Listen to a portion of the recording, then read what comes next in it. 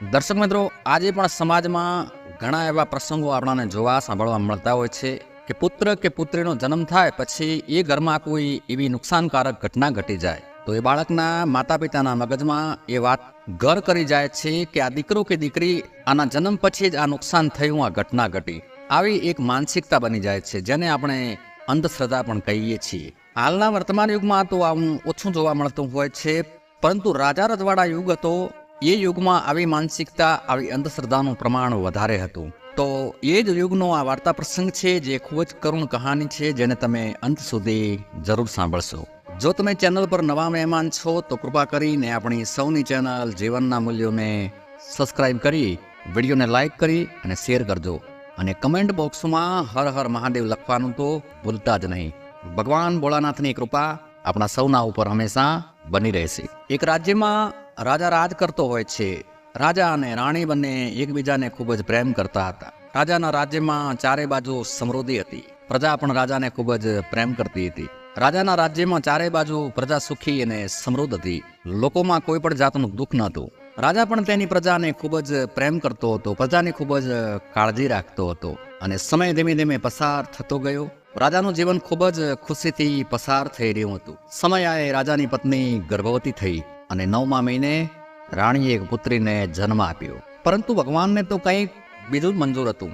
રાણીએ પુત્રીને જન્મ આપ્યો પછી તરત જ રાણીનું મૃત્યુ થઈ જાય છે, જેનાથી રાજાને ખૂબ જ આઘાત લાગ્યો. રાજાના મગજમાં એ વિચાર ઘર કરી ગયો કે આ પુત્રીના કારણે જ રાણીનું મૃત્યુ થયું છે. રાણીને રાજા ખૂબ જ પ્રેમ કરતો હતો, માટે રાજાની હાલત તો ગાંડા જેવી થઈ ગઈ હતી. તે પોતાની દીકરીને જરાય સ્નેહ નહોતો કરતો કે તેની સામે જોતો પણ નહીં. રાજાના મન મગજમાં એવો વિચાર ઘર કરી ગયો કે આ કુલક્ષણીના કારણે જ મારી રાણીનું મૃત્યુ થયું છે, તેથી તે મારી પુત્રી નથી, પરંતુ મારા ઘરે જન્મેલી કુલક્ષણી છે. બધાએ રાજાને સમજાવ્યા કે મહારાજ, જે થવાનું હતું તે થઈ ગયું, હવે તમે તમારી જાતને સંભાળો. રાણી અત્યંત ધાર્મિક સ્વભાવની સ્ત્રી હતી. ભગવાન શિવની ખૂબ જ પૂજા કરતી હતી. રાજાએ રાણીના મૃત્યુ માટે તેની પુત્રીને જવાબદાર ઠેરવી દીધી અને તે તેની પુત્રીને ખૂબ જ નફરત કરવા લાગ્યો. રાજા રાણીના વિયોગમાં ધીરે ધીરે આઘાતમાં ચાલ્યો ગયો. હવે તેને ન તો કોઈ વહીવટી કામમાં રસ હતો કે ના કોઈ બીજા કામમાં. આ જોઈને મંત્રીઓને સગાવાલા બધા ચિંતિત થવા લાગ્યા. રાજા હું જીવન જીવશે તો રાજ્યનો શું થશે? પડોશી રાજ્યનો રાજા પણ આનો લાભ ઉઠાવી અને ગમે ત્યારે હુમલો પણ કરી શકે છે. આ રીતે તો આપણું રાજ્ય, જે સુખી રાજ્ય છે, જે સમૃદ્ધ છે, તે સંપૂર્ણ અવ્યવસ્થિત બની જશે. આપણા રાજ્યની પ્રગતિ અટકી જશે. બધાએ રાજાને ઘણું સમજાવ્યું, પણ રાજાના મનમાંથી રાણીની યાદો નીકળતી ન હતી. રાજાએ એ નાની દીકરી રડતી, પણ રાજા તેની સામે જોતો પણ ન હતો. દાસીઓએ રાજકુમારીની સંભાળ રાખતી હતી. રાજા તેને કુલક્ષણી કહીને જ બોલાવતો હતો અને તેથી તેનું નામ કુલક્ષણી પડ્યું. હવે સગાવાલા અને મંત્રીઓ બેસીને ચર્ચા કરવા લાગ્યા કે આવું થશે તો કેવી રીતે ચાલશે. આથી તેઓએ રાજા સમક્ષ બીજા લગ્નનો પ્રસ્તાવ મૂક્યો, જે રાજાને યોગ્ય લાગ્યું. કારણ કે રાણીના મૃત્યુનું દુઃખ દિલથી ભૂલવું પણ ખૂબ જ જરૂરી હતું અને તે માસૂમ બાળકીને પણ માની જરૂર હતી. દાસિયા ક્યાં સુધી તેની સંભાળ રાખે, તેને પણ માના પ્રેમની જરૂર હતી. પરંતુ જ્યારે બીજી રાણી રાજમહેલમાં આવી ત્યારે કહેવાય છે કે જો પોતાનો પિતા જ બાળકને પ્રેમ ના કરતો હોય તો બીજી સોંતેલી માં શું કરે. તે પણ રાજકુમારીને ખૂબ જ નફરત કરતી હતી. ધીરે ધીરે સમય પસાર થવા લાગ્યો ને રાજકુમારી હવે 1 વર્ષની થઈ ગઈ. પરંતુ રાજા તેની તરફ ક્યારે જોતો પણ નહીં. રાજા તેની સામે માત્ર તિરસ્કારની ભાવનાથી જોતો. ત્યારે બીજી રાણી આનો લાભ લેતી. હવે બીજી રાણી પણ ગર્ભવતી થઈ અને રાણીએ એક પુત્રીને જન્મ આપ્યો. આ વખતે રાણી સ્વસ્થ હતી અને પુત્રીનો જન્મ સુરક્ષિત રીતે થઈ ગયો અને રાજા ખૂબ જ ખુશ હતો. બીજી પુત્રીના જન્મના આનંદમાં રાજા એટલે વધારે ખુશ હતો કે તેની બીજી રાણી એકદમ સ્વસ્થ હતી. રાજાએ પૂરા નગરમાં મીઠાઈઓ વેચાવી અને બીજી રાજકુમારીનું નામકરણ અને વિધિ કરાવી. રાજાએ તેનું નામ લક્ષ્મી રાખ્યું. લક્ષ્મી અને કુલક્ષણી બંને સાથે મોઢે થવા લાગી. વખત એની ગતિથી વીતતો રહ્યો. રાજા પેલી રાણીને ભૂલી અને બીજી રાણીને તેમજ લક્ષ્મીને ખૂબ જ પ્રેમ કરવા લાગ્યો હતો. પરંતુ બિચારી કુલક્ષણી ઉપેક્ષાનો ભોગ બનતી રહી. પ્રેમ સ્નેહથી તેની સામું જોવાવાળું કોઈ ન હતું. રાજકુમારી જે લક્ષ્મી હતી તેના માટે રાજમહેલમાં શિક્ષણની વ્યવસ્થા કરવામાં આવી હતી, પરંતુ કુલક્ષણી માટે શિક્ષણની કોઈ વ્યવસ્થા નહોતી કરવામાં આવી. બિચારી કુલક્ષણી અને લક્ષ્મી વચ્ચે થોડો પણ ફરક ન હતો. બંને સમાન દેખાતી હતી. કુલક્ષણી લક્ષ્મીના કપડાં પહેરતી હતી, જે જૂના થઈ ગયેલ હોય તે. કારણ કે જ્યારે પિતા જ તેને પ્રેમ કરતા નહોતા તો તેની સંભાળ રાખવા માટે બીજું કોણ હોય. સમયને આધીન ધીરે ધીરે બંને દીકરીઓ લગ્ન માટે લાયક બની ગઈ. હવે રાણી એક દિવસ રાજાને કહેવા લાગી કે રાજા સાહેબ, દીકરીઓ મોટી થઈ ગઈ છે, આપણે તેમના લગ્ન કરાવી દેવા જોઈએ. હવે જે કુલક્ષણી હતી તે ખૂબ જ ધાર્મિક પ્રકૃતિની હતી, કારણ કે તેની મા પણ ધાર્મિક પ્રકૃતિની હતી. તે ભોલે બાબાની ખૂબ જ મોટી ભક્તથી પૂજા કરતી હતી. અને જે નાની દીકરી લક્ષ્મી હતી તે અહંકારી હતી, જે ખૂબ જ અહંકારથી જીવન જીવતી હતી. તેને અભિમાન હતું કે તે રાજકુમારી છે, અને અભિમાન તો હોય જ, કારણ કે તેને માતા અને પિતા બંનેનો પ્રેમ મળી રહ્યો હતો. પણ બિચારી એ કુલક્ષણી ખૂબ જ દુઃખી હતી. પણ કહેવાય છે કે જેને માતા પિતાનો પ્રેમ નથી મળતો એ બાળકો પણ બહુ જ સમજદાર હોય છે. કુલક્ષણી ખૂબ જ બુદ્ધિશાળી હતી, ખૂબ જ સમજદાર હતી. રાજમહેલના લોકો તેના પ્રત્યે સંપૂર્ણ સહાનુભૂતિ ધરાવતા હતા. રાજાને તેની પુત્રી લક્ષ્મીને જોઈને ખૂબ જ ગર્વ થતો, પરંતુ કુલક્ષણીને જોઈને તે પોતાનો રસ્તો બદલી નાખતો હતો. બિચારી કુલક્ષણી પણ તેના પિતાનો પ્રેમ ઈચ્છતી હતી, પરંતુ રાજા તેને ક્યારે તેની નજર સામે પણ નહોતો આવવા દેતો. રાજાએ કડક સૂચના આપી હતી કે જ્યારે પણ તે મહેલમાં આવે ત્યારે કુલક્ષણી તેની સામે ન આવે. એક દિવસ રાણીએ રાજાને કહ્યું કે મહારાજ, બંને દીકરીઓ મોટી થઈ ગઈ છે, તેમના માટે વર શોધો. તો રાજાએ કહ્યું કે સારું. આ બાજુ રાજમહેલના માણસો પણ આ વાતની કાળજી રાખતા કે રાજા સાહેબ કુલક્ષણીને ધિક્કારે છે. પછી રાજા બંને પુત્રીઓના વિવાહ કરવાનો વિચાર કરે છે. કુલક્ષણીને રાજા નફરત કરતો હતો, પરંતુ હતી તો એની દીકરી, એને પરણાવી તો પડે. એક દિવસ રાણીએ રાજાને કહ્યું કે પહેલાં કુલક્ષણીના વિવાહ કરાવી દો. રાજાએ રાણીને કહ્યું કે હા રાણી, એ તો કરવું જ પડશે, અને જેટલું વહેલું થાય એટલું સારું. આ કુલક્ષણીનો પડછાયો આપણા મહેલ પરથી હટવો જોઈએ. રાણી તો પહેલાંથી જ કુલક્ષણીને ખૂબ જ નફરત કરતી હતી. તે તેની પાસે તમામ કામો કરાવતી, અને તે પણ ઈચ્છતી હતી કે કુલક્ષણી સદાય દુઃખી જ રહે. રાણીએ કહ્યું, રાજા સાહેબ, કુલક્ષણી મોટી છે, પહેલાં તેના લગ્ન કરાવો. રાજાએ કહ્યું, હા, તેના માટે વરની શોધખોળ કરવી પડશે. તો રાણી કહેવા લાગી, અરે રાજા સાહેબ, એના હાટું કોઈ રાજકુમાર શોધવાની શું જરૂર છે? કોઈ અંધ ભિખારી જ તેના માટે યોગ્ય રહેશે. તે રાજમહેલોને લાયક ક્યાં છે? તે જ્યાં પણ જશે ત્યાં કુળનો નાશ કરશે. અહીં આવતા જ તેની જ માને ભરખી ગઈ. કોણ જાણે ત્યાં પણ શું થશે, અને આપણે શું શું સાંભળવું પડશે. રાજા કહેવા લાગ્યો, રાણી સાહેબ, આ તમે બિલકુલ સાચો કહો છો. રાજાએ તરત જ તેના નાઈ અને બ્રાહ્મણને બોલાવ્યા. દરબાર ભરાયો અને સભામાં રાજાએ કહ્યું કે કુલક્ષણી માટે એક અંધવરને શોધી આવો. આવી વાત સાંભળીને બ્રાહ્મણ અને વાળંદને ખૂબ જ દુઃખ થયું. એમને કુલક્ષણી ઉપર ખૂબ જ દયા આવી, પણ એ કરે શું? આ તો રાજાનો આદેશ માન્યા વિના છૂટકો નહોતો.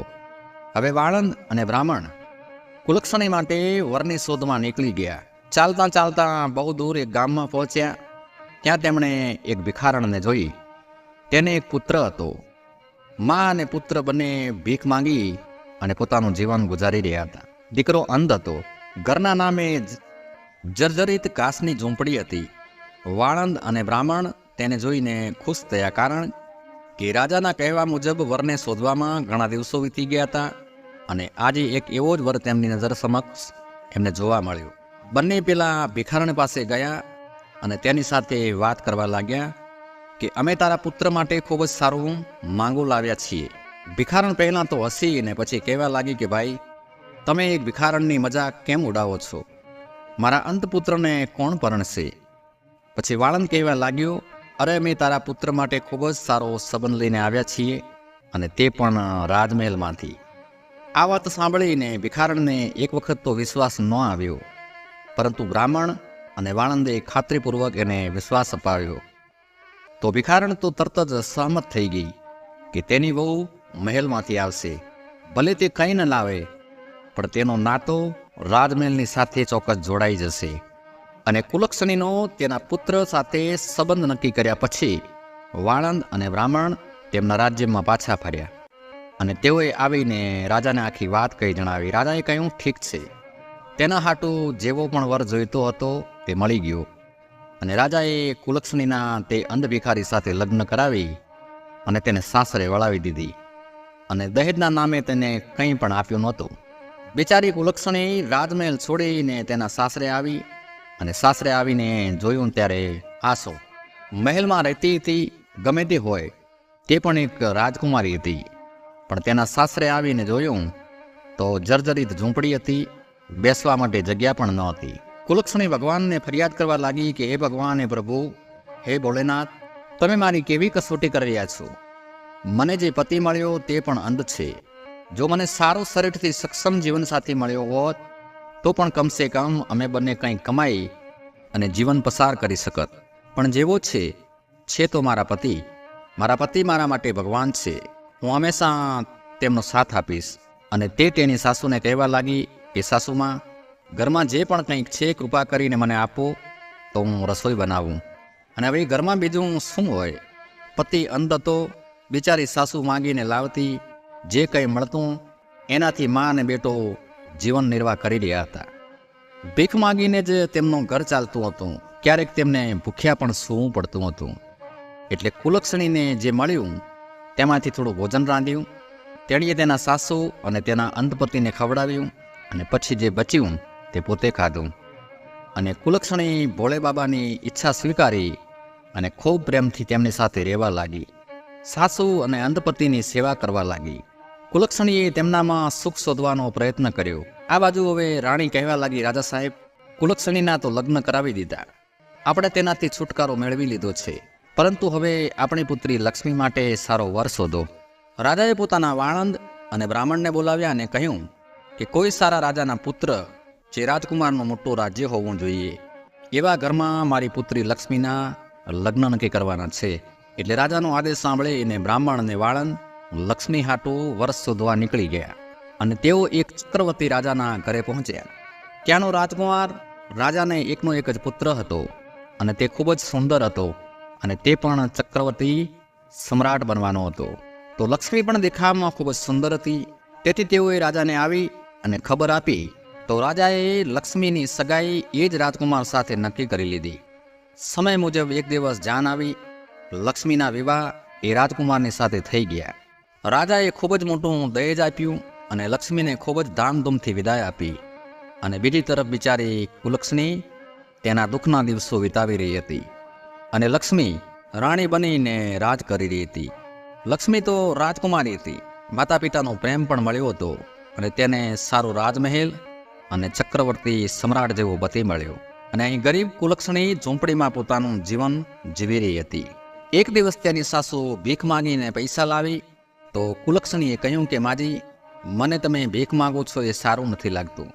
એના કરતાં આપણે થોડું કામ કરીએ. તેની સાસુએ કહ્યું, વહુ બેટી, તારું નામ ભલે તારા પિતાએ કુલક્ષણી પાડ્યું હોય, પણ તું મારા ઘરની લક્ષ્મી છે. તું જે કહીશ તે હું સ્વીકારીશ. એટલે કુલક્ષણીએ કહ્યું કે માજી, અત્યારે ઉનાળાનો સમય છે અને આ ગરમીની સિઝનમાં તરબૂચ ખૂબ વેચાય છે. હું તરબૂચ વેચવાનું કામ ચાલુ કરું અને તેમાંથી જ આપણી આજીવિકા ચાલતી રહેશે. કમસે કમ આપણે આપણા સ્વાભિમાનથી જીવી શકીશું. તમે ભીખ માગવા જાઓ છો, 10 લોકો તમને નકારે છે તો કોઈ દયા કરીને થોડીક ભિક્ષા આપે છે. લોકો તમારું અપમાન કરે તે હું સહન નથી કરી શકતી. એટલે આજથી તમે ઘરે જ રહેજો અને હું તરબૂચ વેચવા જઈશ. ત્યારે તેની સાસુમાએ કહ્યું કે દીકરી, તું અહીં નવી છે, તું ક્યાં જઈશ? તો કુલક્ષણી કહેવા લાગી, ના માજી, તમે ઘરે જ રહેજો. સાસુએ કહ્યું, ઠીક છે દીકરી. હવે કુલક્ષણીએ એની પાસે બીજું તો કાંઈ ન હતું, પણ એક નાની ચાંદીની વીંટી એની આંગળીમાં પહેરેલ હતી. તે વેચીને એમાંથી એક ટોપલી ખરીદી અને તરબૂચ ખરીદ્યા. ટોપલો ભરીને માથે ઉપાડીને વેચવા નીકળી ગઈ. જંગલમાં જવાના રસ્તે એક મંદિર હતું. તે એ જ મંદિરની સામે જઈને બેઠી. ત્યાં આવતા લોકો તરબૂચને ખૂબ પસંદ કરતા હતા. તેથી કુલક્ષણીના તરબૂચ તરત જ વેચાઈ ગયા. હવે તેની પાસે માત્ર 2 જ તરબૂચ બચ્યા હતા. તે જ સમયે યોગાનો યુગ માતા પાર્વતી અને ભગવાન શંકર પૃથ્વી ઉપર ભ્રમણ કરવા નીકળ્યા અને એ જ રસ્તેથી પસાર થઈ રહ્યા હતા. માતા પાર્વતી કહેવા લાગ્યા કે હે પ્રભુ, હે ભગવાન, અહીં તરબૂચની ખૂબ જ સુગંધ આવી રહી છે, મારે તરબૂચ ખાવું છે. ભોળોનાથ કહેવા લાગ્યા કે હે દેવી, તમે શું મેળવવા માંગો છો? ચાલો આપણે કૈલાસ જઈએ. ત્યારે પાર્વતીજી ભગવાન શિવને કહે છે કે તમે કહ્યું હતું કે તમે મને પૃથ્વીનું ભ્રમણ કરાવશો. ત્યારે ભગવાન શિવ પાર્વતીજીને કહે છે કે હું તમને પૃથ્વીની યાત્રા કરવા માટે લાવ્યો છું, તો હવે તમે કેવી કેવી જીદ કરવા લાગ્યા છો. દર્શક મિત્રો, કહેવાય છે કે સ્ત્રી જીદ લે તો મૂકે નહીં, એ પુરુષ પાસે ધારેલું કરાવે જ. માતા પાર્વતીજી કહેવા લાગ્યા, નાના મહાદેવજી, મારે તો એ જ રસ્તેથી જવું છે. જો ત્યાં તરબૂચની ખૂબ જ સરસ સુગંધ આવે છે, તેની પાસે ઘણા બધા તાજા તાજા તરબૂચ છે અને એ પણ તમારી ભક્ત છે. હવે પાર્વતીજી અને ભોળે બાબા વૃદ્ધ ડોહા ડોહીનો વેશ ધારણ કરી અને કુલક્ષણીની પાસે પહોંચ્યા. કુલક્ષણીની પાસે 2 તરબૂચ બચ્યા હતા. ભગવાન શિવ અને પાર્વતીજીએ બરાબર એવું રૂપ ધારણ કર્યું હતું કે તેમના કપડાં પણ ફાટી ગયેલા હતા અને તે પણ ખૂબ જ ગંદા અને મેલા. તેમણે જઈને કહ્યું કે દીકરી, મેં ભૂખ્યા છીએ, શું અમને તરબૂચ ખાવા મળશે? તો કુલક્ષણી બોલી, હા માજી, તમે બેસો, ગરમી ખૂબ જ છે. કુલક્ષણીની પાસે થોડું પાણી હતું, તો પહેલાં તેણે વૃદ્ધ બાબા અને માજીને પાણી પીવડાવ્યું અને તેમને આરામથી બેસાડ્યા અને તેની પાસે બચેલા 2 તરબૂચ જે કાપીને ખાવા હાટું આપ્યા. ત્યારે માં પાર્વતી કહેવા લાગી કે દીકરી, અમારી પાસે તને આપવા માટે કંઈ છે નહીં અને મેં તરબૂચ તો ખાઈ લીધા. તો કુલક્ષણી કહેવા લાગી કે કાંઈ વાંધો નહીં માજી, આજે પહેલી વાર હું તરબૂચ વેચવા આવી અને ભોળે બાબાની કૃપાથી મારા બધા તરબૂચ વેચાઈ ગયા. હવે મારી પાસે આ 2 જ તરબૂચ બચ્યા હતા જે તમે ખાધા, તો તે મારા માટે ખૂબ જ સારું કાર્ય છે. તમે વૃદ્ધમાં છો, મારી પાસે માં નથી અને તમે મને બેટી કહી છે. એ બેટી શબ્દ સાંભળવા હું વર્ષોથી તલકતી રહી છું.